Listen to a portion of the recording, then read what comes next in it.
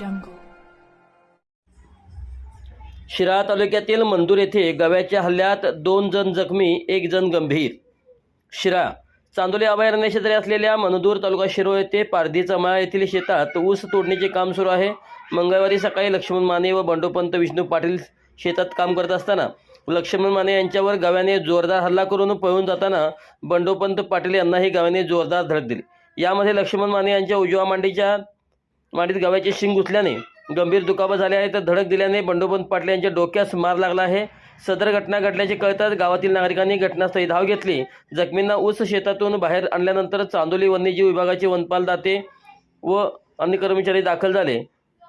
जखमींना मंदूर येथील प्राथमिक आरोग्य केंद्रात दाखल करण्यात आले. यावेळी गावातील नागरिकांनी मोठी गर्दी केली होती.